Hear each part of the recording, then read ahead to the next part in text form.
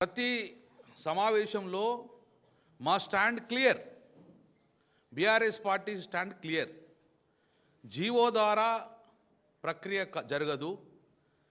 GO ద్వారా ఎన్నికలు 42% reservation BC రిజర్వేషన్తో పాటు ఎన్నికలు జరగవు. ఇది ఇందిరా సహాని కేసులో సుప్రీంకోర్టు డైరెక్షన్ ఉంది. 50% మించి చేయాలనుకుంటే దానికి ప్రొటెక్షన్ కోసము డెఫినెట్గా రాజ్యాంగ సవరణ జరగాలి. 9వ షెడ్యూల్లో చేర్చిన ప్రొటెక్షన్ వస్తుందని చెప్పేసి ఫస్ట్ నుంచి బిగినింగ్ చూడంగా మా పార్టీ ఇదే లైన్లో ఉన్నది. దానికి అనుగుణంగా కేసీఆర్ గారు, కేటీఆర్ గారు ఆదేశానుసారం వేదిక మీద ఉన్న అందరం కూడా స్టడీ చేసినందుకు తమిళనాడు కూడా వెళ్ళడం జరిగింది. తమిళనాడులో స్టడీ చేసిన డాటా మొత్తం మా దగ్గర ఉంది. అసెంబ్లీ సమావేశం క్లియర్ చెప్పడం జరిగింది. ముఖ్యమంత్రి గారు రేవంత్ రెడ్డి గారు 40-50 సంవత్సరాల నుంచి మోసం చేస్తున్న ఈ కాంగ్రెస్ పార్టీ ఈసారన మోసం చేయకండి,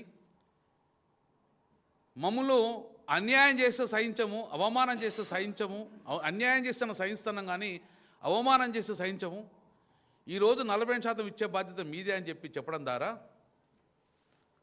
40-50 సంవత్సరాలు మోసం చేసినాం కదా, ఇంకొక సంవత్సరం మోసం చేస్తే ఏందనే విధంగా ఈరోజు మమ్మల్ని అవమానం చేసే దిశగా ఈరోజు 42% జీవో ఇవ్వడం, అది కోర్టులో నిలబడదని చెప్పి ముఖ్యమంత్రి తెలుసు, వాళ్ళ మంత్రివర్గానికి తెలుసు, ప్రభుత్వానికి తెలుసు, రాష్ట్ర ప్రజానీకానికి అందరికీ తెలుసు అది నిలబడదని.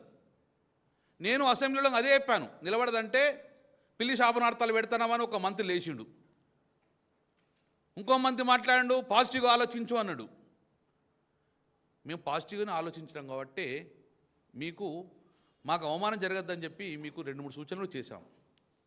ఈరోజు జరిగింది ఏంది? ఈరోజు హైకోర్టు చట్ట ప్రకారంగా, సుప్రీంకోర్టు డైరెక్షన్ ప్రకారం ప్రజాస్వామ్యబద్ధంగా రాజ్యాంగబద్ధంగా ఈరోజు కోర్టు స్టే చేయడం జరిగింది. నోటిఫికేషన్